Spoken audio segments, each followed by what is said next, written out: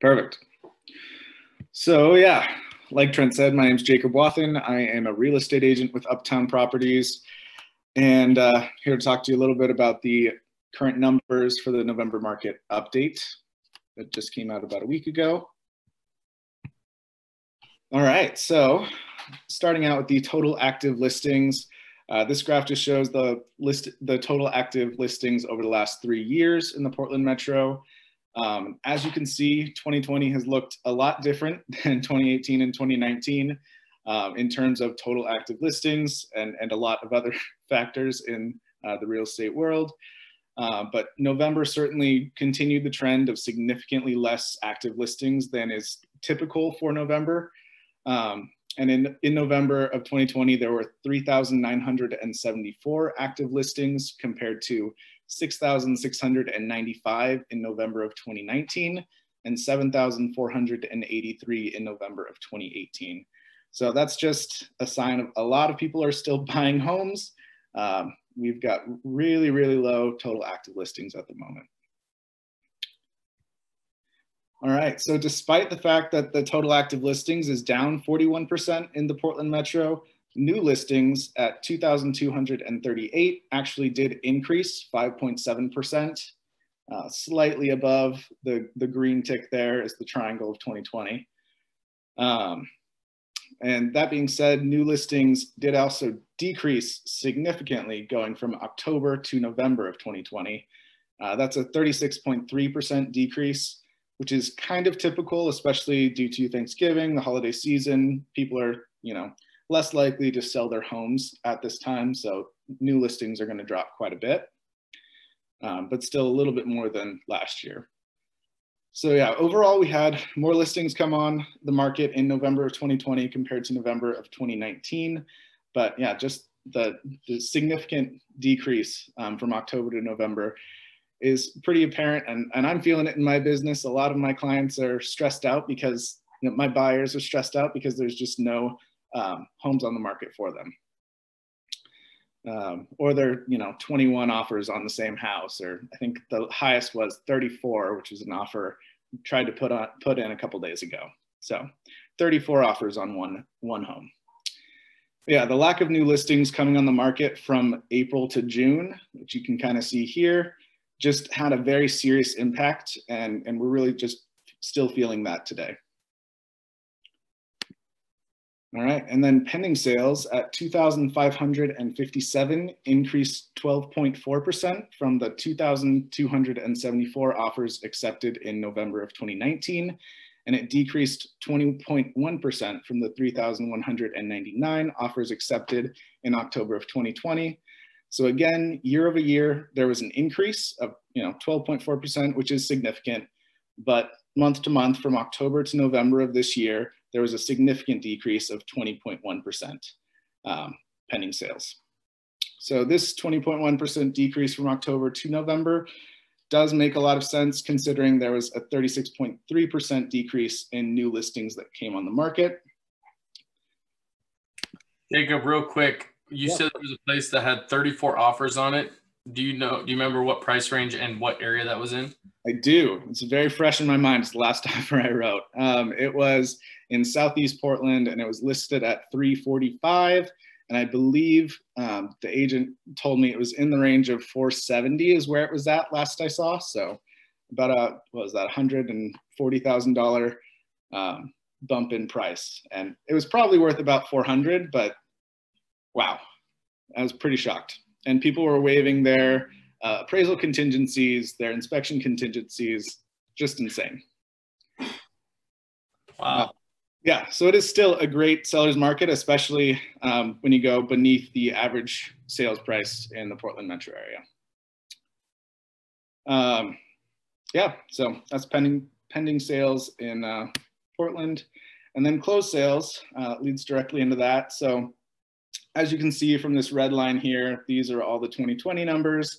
And over the last 5 years, closed sales, 5 months, closed sales have been higher than the previous 5 years or 4 years. And you can also see that from, April to June, we were quite a bit below. So kind of makes sense that we corrected and we're still continuing to correct what happened from April to June. But we are currently at 2,745 closed sales, which was an increase of 25.3% from last year, and it did decrease by 13% from October of 2020. Okay, and then going to the average and median sale price, comparing 2020 to 2019 through November, the average sale price has increased 7.1% year over year, from $459,300 to $492,000. So our average price is getting closer and closer to $500,000. And then in the same comparison, the median sale price has increased 6.8% from $410,000 in November of 2019 to $438,000 in November of 2020.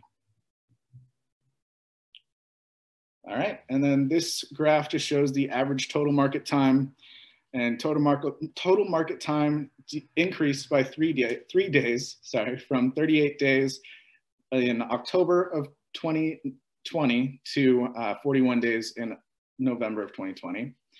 And then you can kind of see in September, October, and November, we usually expect to see the days on market to be about 50 days.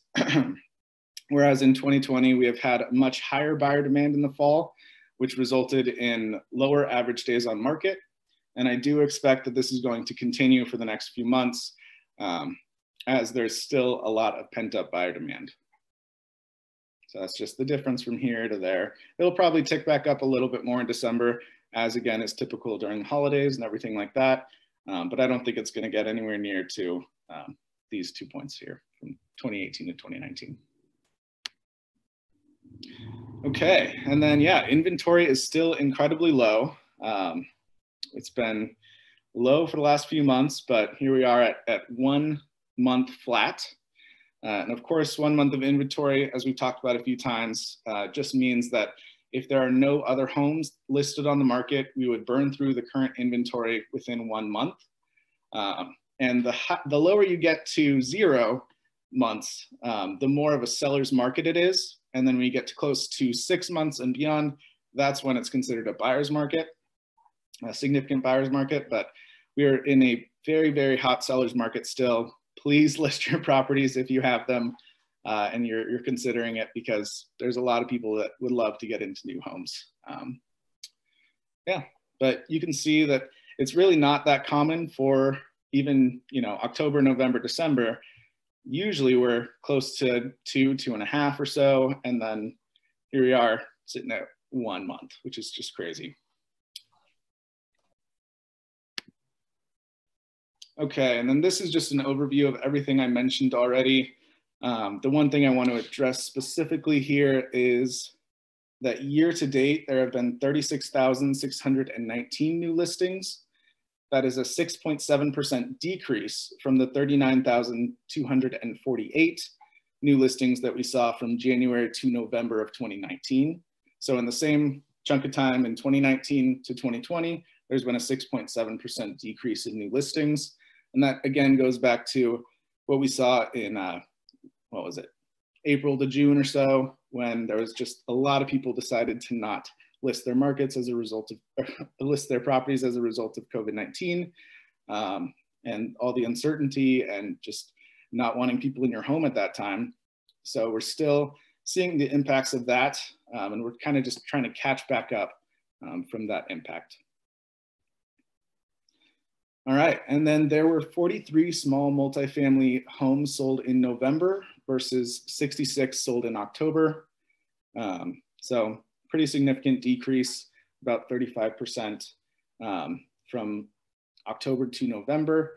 And yeah, I have personally not seen a ton of small multifamily homes on the market. Again, I know that a lot of people are looking for small multifamily properties that they can either house hack or just use as to get into the investment world. But so if you have a small multifamily property, especially if there's an unoccupied unit or a vacancy that's coming up, please consider putting it on the market if you're ready to get into a different market or cash out on your investments. or anything like that, I would really suggest putting it on the market sooner rather than later. But yeah, I think that's it. If anyone has any questions, please feel free to give me a call or email or text, whatever works best. But yeah, excited to hear from Patrick Barry. Jake,